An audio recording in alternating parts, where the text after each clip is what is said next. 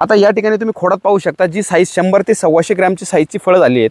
आपण त्या वैयक्तिक त्या फळासाठी तर ट्रीटमेंट करू शकत नाही. ट्रीटमेंट करायला गेल्यानंतर ज्या ठिकाणी आत्ताशी फुलकळीमधून फळं निघलेली आहेत, या ठिकाणी तुम्ही पाहू शकता तुमचं औषध दिल्यानंतर खालच्या फळाला साईज होणार आहे. साईज होईल ते पिकल पण ह्या फळांवर त्याचा साईड इफेक्ट पडेल. तर आदेश आगलावे यांच्या प्लॉटवरती या ठिकाणी आहे. तर प्लॉटचा ग्रोथ एक नंबर आहे आणि फ्रूटची संख्या आणि फ्रूटची क्वालिटी खूप छान आहे.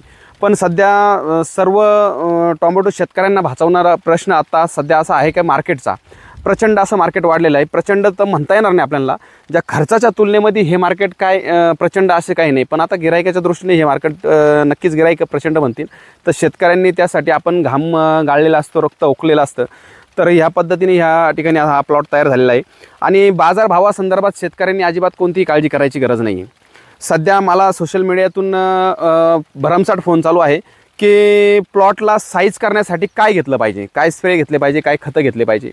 तर मला शेतकऱ्यांना सांगायचं आहे, सध्याची वातावरणाची परिस्थिती पाहता आणि टोमॅटो लागवड पाहता अतिशय कमी लागवड सध्या चालू आहे आणि लागवड स्टॉप आहे. जरी बाजार जर वाढले असेल तर लागवडी चालू आहे अशातलाही भाग नाही आहे आणि बाजार पडतील असेही काही संकेत नाही आहे. जे टोमॅटोचं प्लॉट आहे हे वातावरणाने खराब होत आहे.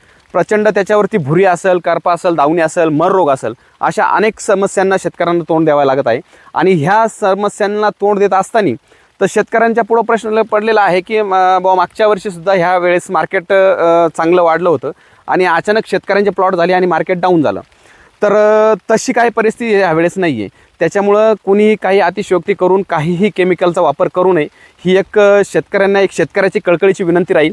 कारण ज्या व्हरायट्या ज्या कंपनीने दिलेल्या असतात यांचं एक कालावधी ठरलेला असतो. ज्या हार्वेस्टिंगला 60 दिवसात येतात, 65 दिवसात ह्या परफेक्ट येणार. तुम्ही कोणत्याही प्रकारची खतं घ्या, कोणत्याही प्रकारची औषधं घ्या, त्यांनी काहीही फरक पडणार नाही. फरक उलट काय होईल त्याचा एक साईड इफेक्ट होऊ शकतो. जर आपण तुम्ही पाहू शकता या ठिकाणी सेटिंगला झाड आहे, टोमॅटो आहे. टोमॅटो पीक हे वन टाईम हार्वेस्टिंग नाही आहे. जसं का तुम्ही कलिंगड असेल, जसं का तुम्ही फ्लावर असेल, असं वन टाईम हार्वेस्टिंग नाही की त्याला तुम्ही पोटॅशची मात्रा वाढवली आणि वन टाईम हार्वेस्टिंग करून घेतलं. आज या ठिकाणी आपण संगमनेर तालुक्यातील पठार भागातील या खंडेरेवाडीमध्ये आपण या टोमॅटोच्या प्लॉटमध्ये आलेलो आहे. खंडेरेवाडीवरून बरेच शेतकऱ्यांचे फोन असतात. वेळोवेळी आपण त्यांच्या कॉन्टॅक्टमध्ये असतो. ते काही आपल्या कॉन्टॅक्टमध्ये असून एकूणांचे विचारांची देवाणघेवाण आपण करत असतो. या निमित्ताने या ठिकाणी टोमॅटोचे पानकाळी प्लॉट आहे, हे प्लॉट पाहण्यासाठी आलेलो आहे. तर आपण खंडेरेवाडीच्या एका शेतकऱ्याचे प्रगतशील शेतकरी आहेत विकास उत्तम वाळूंज यांच्या प्लॉटवरती या ठिकाणी आहे. तर आर्यमानचा प्लॉट या ठिकाणी आपण पाहत आहे. उत्कृष्ट अशी क्वालिटी, उत्कृष्ट असे फ्रूट त्या ठिकाणी आहे. भरपूर सारी सेटिंग झालेली आहे आणि सेटिंग होत असताना सध्या शेतकऱ्यांची लगबग चालू आहे. या प्लॉटसाठी त्यांनी साधारणतः आता हा 60 दिवसाचा प्लॉट आहे. 2 महिने झाले याच्यासाठी अथक कष्ट, अथक प्रयत्न, घाम ओतून, रक्त ओतून हा प्लॉट तयार केलेला आहे. हा प्लॉट तयार करत असताना आता सध्या शेतकऱ्यांना भासवणारा प्रश्न एकच आहे की टोमॅटोचे जे वाढते बाजार हे फक्त बाजार कमी होऊ नये. हे कमी होत आता हे बाजार वाढते नाही आहे. 1000-1200 रुपये कॅरेट म्हणजे शेतकऱ्यांसाठी भरपूर काही नाही. हे बाजाराचं खर्चाच्या तुलनेमध्ये हे बाजार जेमतेम आहे. पण सध्या त्रास होतोय तो फक्त गिरायकांना आणि मीडियावाल्यांना, या सर्वांना त्रास होतो. आणि हे काहीतरी सरकार काहीतरी चुकीचा निर्णय घेईल ह्या भीतीनं फक्त शेतकरी आता घाबरलेला आहे. आणि घाबरलेला शेतकरी फक्त एकच प्रश्न शेतकऱ्यापुढे चालू झालेला आहे की हा प्लॉट लवकर आणायचा कसा, हे लवकर परिपक्व करून हार्वेस्टिंगला आणायचं कसं. पण विषय असा येतो का कंपनी ज्यावेळेस व्हरायटी तयार करत असते, ती व्हरायटी तयार करत असताना तिला एक कालावधी असतो, हार्वेस्टिंगचा तो टाईम तिचा ठरलेला असतो. तर त्या पद्धतीने ते बियाणं ते व्हरायटीची त्या पद्धतीने रचना केलेली असते. शेतकरी जर ह्या धावपळीमध्ये, ह्या वाढत्या बाजारांच्या एक बाजाराच्या भीतीने जर अतिशयोक्ती करायला गेला, काही केमिकलचा वापर करायला गेला तर निश्चित याचे साईड इफेक्ट या ठिकाणी दिसून येतील. भरपूर शेतकऱ्यांचे फोन आहे.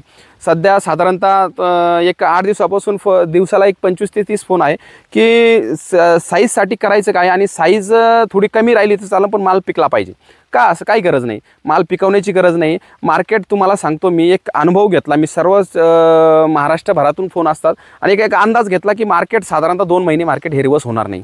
त्याच्यामुळे शेतकऱ्यांनी चुकीचं काम करायचं नाही आणि त्याचे साईड इफेक्ट आपल्याला लागण तेवढे होतील. कारण काय होतं, बाजार पडणार नाही, उद्या बाजाराची पर्सेंट अजूनसुद्धा तिची होऊ शकते. त्याच्यामुळे तुम्ही ह्या बाजारातसुद्धा माल काढण्याची अजिबात घाई करू नका. आता तुम्ही या ठिकाणी तुम्ही फळं पाहू शकता. टोमॅटो हे वन हार्वेस्टिंगचं पीक नाही आहे. ज्या पद्धतीने कलिंगड असेल, फ्लावर असेल, त्या पद्धतीने याला कमीत कमी याची हार्वेस्टिंग आपली 1.5 ते 2 महिने चालते।